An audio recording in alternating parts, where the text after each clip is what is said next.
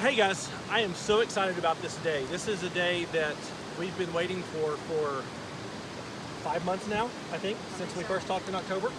I am out in the Ozarks. We're down here at the Blue Hole area north of Hector with Tracy and Craig. Is that right? Tracy is over public affairs for the Forest Service for the Ozark St. Francis National Forest. And Craig, man, your list of responsibilities was huge, but it included infrastructure, which includes roads and trails. Well, just roads. Yeah. Does it include some of the campgrounds and that sort of thing as well? That actually falls under the recreation staff officer, who is my counterpart.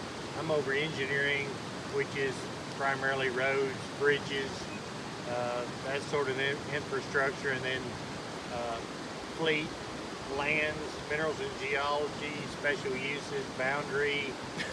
How does that fit on the business card? It doesn't. Yeah, it doesn't all fit. So I first met Tracy, actually we first met on the phone about 2 years ago, Right. but then met face to face last year at the rendezvous in the Ozarks, actually, at Bird's Adventure Center. They actually showed up for the event, and we spent, 2 hours talking about off-roading the Ozarks, some of the issues that we face with following the MBU maps and navigating the Ozarks and management and those sort of things. And that was an awesome discussion. It was you and Mary, right? Right, we got to meet a lot of folks. That was yeah. really nice. So anyway, I invited them to come out to see what we do, to follow the MBU maps and show them, this shows there's a trail here, but it doesn't exist, or that used to be a great trail, but now it's closed, and just kind of talking about some of the issues and some of the whys to understand it from their perspective, because we understand it from ours. But wanted to share this with everyone so that the Forest Service isn't out to get us. No. They actually want to improve things for us and make things easier for us, because Arkansas, and especially the Ozarks, is becoming a very hot destination. It is. I know people, and have wheeled with people that have driven down from Ohio and Wisconsin just to wheel in the Ozarks and experience camping here and the hiking here, the waterfalls that you hear in the background. And so Arkansas is becoming more and more of a travel destination for people who love the outdoors and off-roading and all that. So tell me a little bit. I realize this is probably grown a lot faster than we could have imagined, because the Ozarks is a very unique place. It's not necessarily easy to get around here, as we saw coming down here. But what are some of the efforts that you guys are doing to grow the recreation in Arkansas and in the Ozarks? Well, I think there's a lot of interest in the Ozarks in the general area, just from, like you said, from out of state. A lot of new folks coming in and exploring.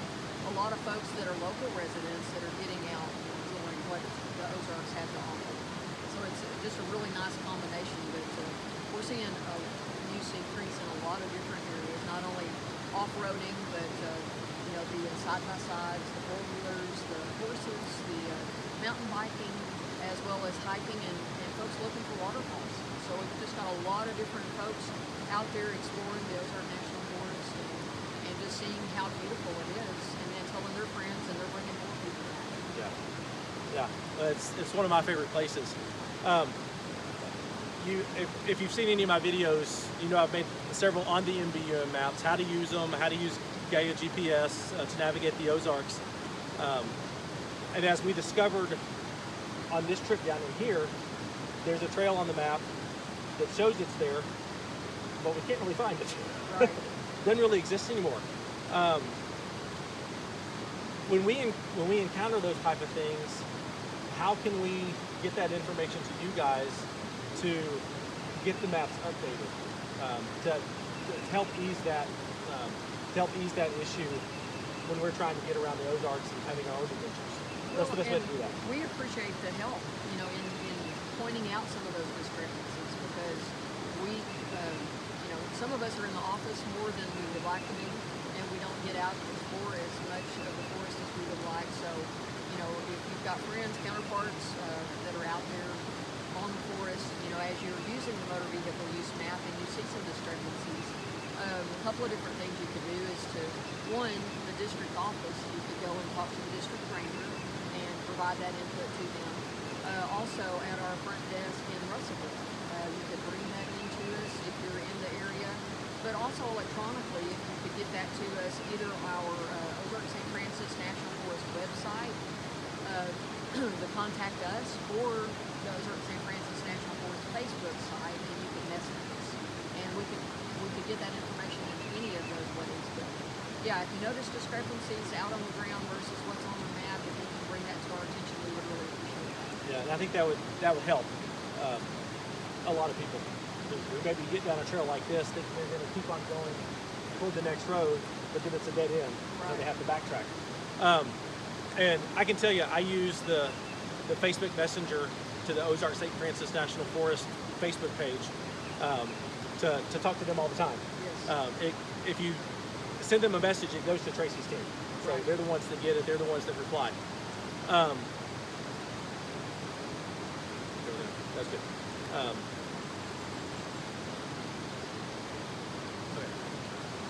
So, with the growth of off-roading and side-by-sides, what are some of the, I know there's a balance between wanting to provide places for us to enjoy, but we've also got to protect those places.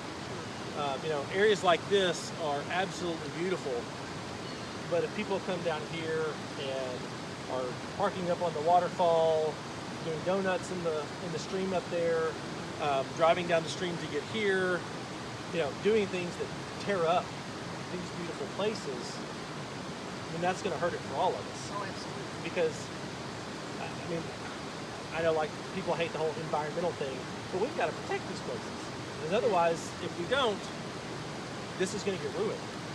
So, can you talk a little bit about what do y'all do to determine, okay, stuff's going on here, we need to maybe close that trail off to protect the watershed area, that sort of thing.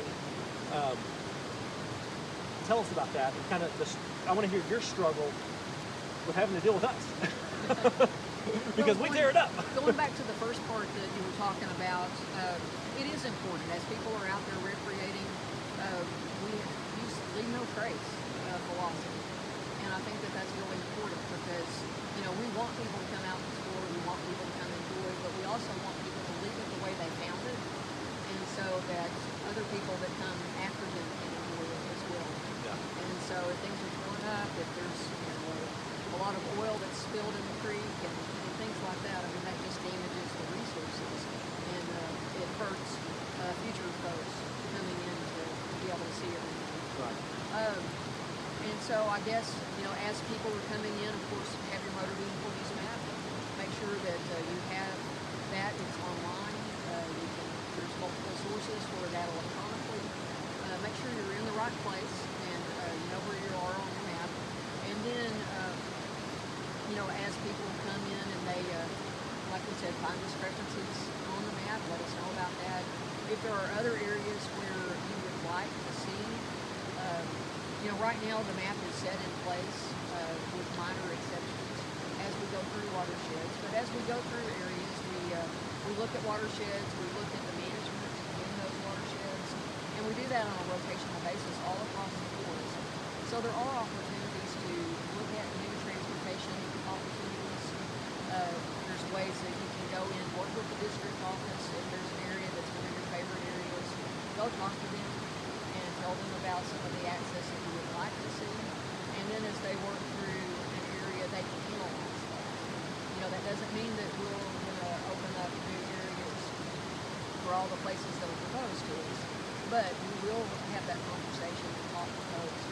We did a fairly thorough, encompassing look back in 2007 when the motor vehicle use maps were put in place. And so things change, over time. It's been since 2007. So things do change, trail conditions change, road conditions change, and access desires also change. So, I would just encourage us to all have that conversation. Talk to the district rangers that are overseeing different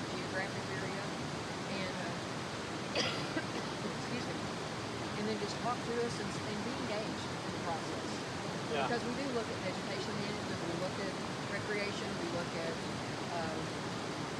just all the different aspects of the national forest, and we do that for every watershed that's on the forest on a rotational basis. So if there's an area that's one of your favorite areas, just be engaged in it. Yeah. We were talking on the way down here, because one of my big things is why. Always have, from when I was a child. Why is my number one question. And so when I see something that's been changed on the map, or one of my favorite trails used to be on the map and now it's gone, my question is always, well, why? And coming down here, Craig just simply said, call and ask. Yeah, You know, I mean, it never hurts to ask why. as a recreational user, I mean, the general public has every right to know. Unfortunately, it takes very little time to damage the environment, but it takes a tremendous amount of time for it to heal up.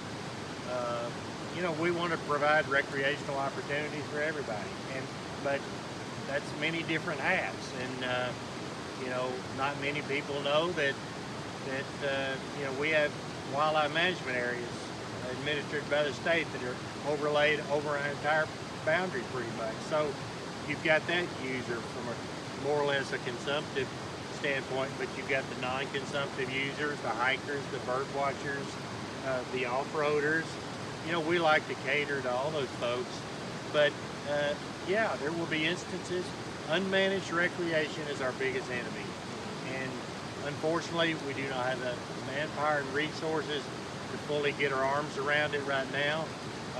Progress is incremental, but communicating with the users, educating them to what we're up against in terms of challenges to our mission is an integral part of everybody being able to work together and enjoy what we have here, which is a gift to the fullest extent possible. Yeah, I've definitely seen trails that I've enjoyed in the past that are now closed, but there's still a ton out there.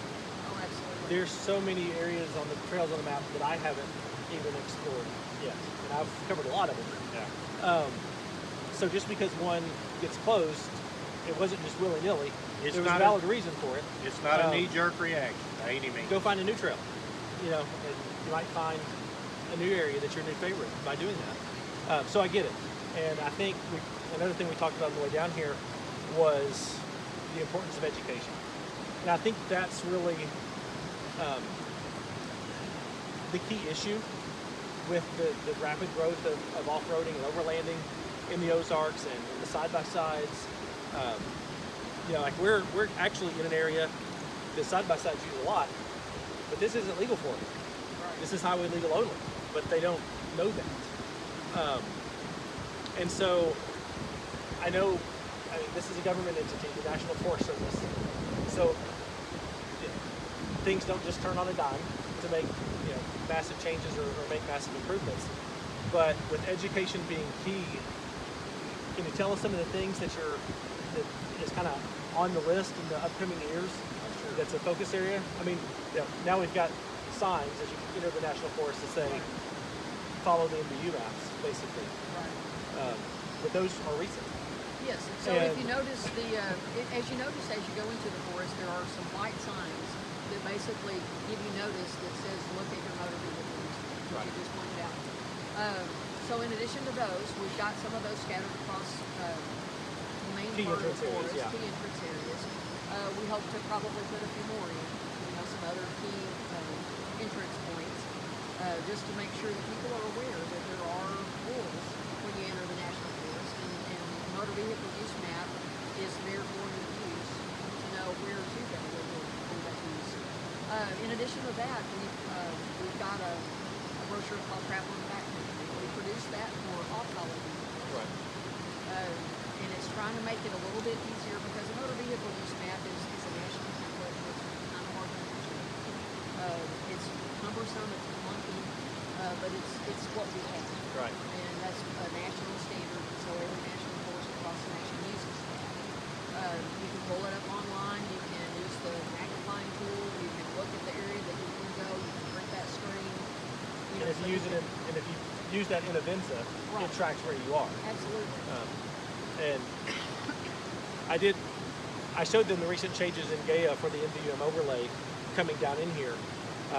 Some of the issues with the old color coding, but now we have the actual MVU map overlaid on top of our topographic maps in Right. Gaia, GPS, and some other apps. And so that's a huge resource. And the fact that Gaia did that makes it a lot easier And for there's us to there's follow. a lot of different apps out there. I know that we have an agreement with Forest Service with Avenza, but I think there's a trails map. There's a lot of variety There's a lot of options. of options out there for folks. The big thing is just get your motor vehicle use map in whichever form or fashion that you prefer and follow it. And then we're also putting more information online as far as with the rules and some of the state laws and things like that as we can. We're going to beef up our website just a little bit more. We also are working with different partner groups and trying to get that information out to each of those groups. And so working with you, you help share information with the Overland group. We're working with all kinds of other partner groups and trying to get information out to those ways as well. Right. So yeah, just as we can, share the information and help your fellow recreation folks get out there and enjoy the forest in a responsible way. That's awesome. One of the things we just talked about a minute ago, we were talking about the trails such as some of the ones we've seen here that aren't legal trails. But it's impossible for you guys to come down and put a berm there, put a sign there, put a gate over there, because there's just so many. And so you mentioned kind of a reverse effort that I think is awesome. Tell us kind of what that goal is. So this is a long-term goal. Like you said, it won't happen overnight, but one of the things that we're working together as a leadership team along the forest is trying to look at ways that we can inform people what are open lanes. Right. And so we're going to be working toward signs that indicate what's open for what type of use. Yeah. In some areas you're still going to have some closed signs, but we don't want to do that. No one wants to get out on national forest and see closed. That's no fun. Right. It takes a lot of joy out of getting out there. And so what we do want is to try to provide routes that are open for use, sign those along with the motor vehicle use map, and that way folks can know when they enter that route that it's either open for their type of use or it's not, and they try to find it. Yeah. I think that's brilliant, because closed signs, if they want to do it, they'll just remove the sign Absolutely. and say, and if they get caught by a law enforcement officer, I didn't see a sign. Right. But But hopefully, if it's open, if then it's that's- open, they're not going to remove that sign because that shows them where they can go. Right. So I think that's great. So that's a very long-term thing, but that's what we're working for. Yeah. Just in order to make it more user-friendly and more information out there for folks to use. I think that's perfect. Well, clearly, you're not out to get us. No. You're not out to shut the Ozarks down to the people who love to use it. You want to keep as much of it as open as possible, but you can't do it alone. You need our help. Absolutely. The Ozarks are huge. There's trails all over the place, and I know you don't have somebody out in a Jeep going, "Oh, this trail's open, this trail's closed," exploring all of it. So, you need our help, and you're open to that, and I Yes. appreciate that. Yes. But you also need our help to protect it. Don't drive off trail. Don't blaze new trails. Tread lightly in the leave no trace principles Right. that we all should adhere to. That really should be common sense. It should be. Leave things better than you found it. Picking up trash. And surprisingly, I haven't noticed any trash coming down in here today, No. which I have before. So someone's done a great job at this. So to help you guys do your part, you need us to do our part. Right. And I think that's where a lot of people have the mindset, it's Forest Service, they're out to get us, but no, from the relationship that you and I have developed, it's really, you want to partner with this type of thing. Yes. One thing about a lot of Forest Service employees, they get to work on the national forest because it's something that they love. They're very passionate about the national forest. They want to recreate in it themselves, and so they get. We all get how people love the forest. They embrace it and are very passionate about being able to explore the forest. And so, we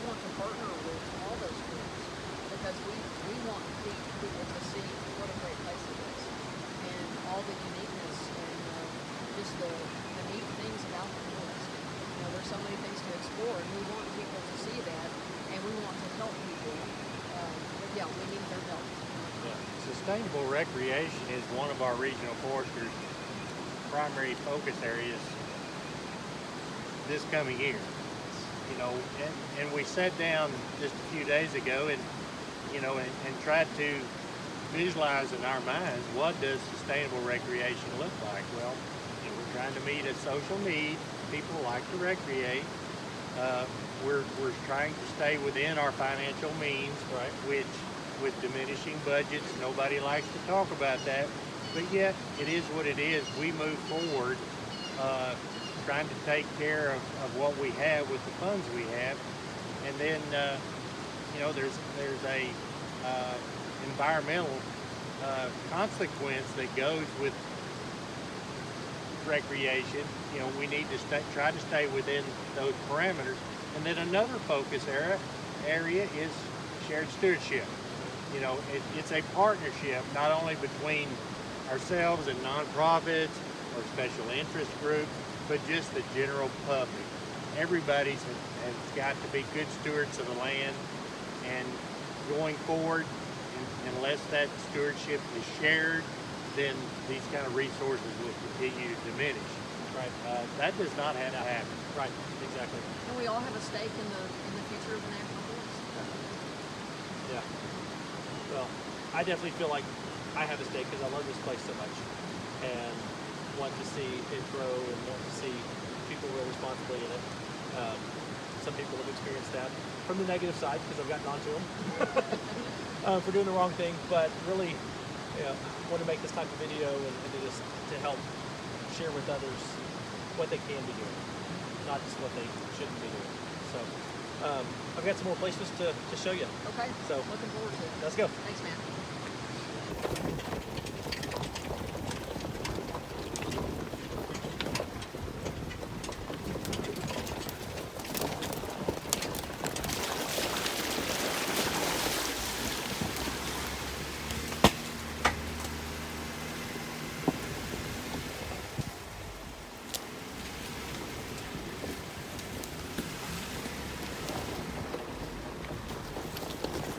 Well, we've now come down here over to the East Fork, Illinois Bayou. Just had some lunch and just talking about some other things.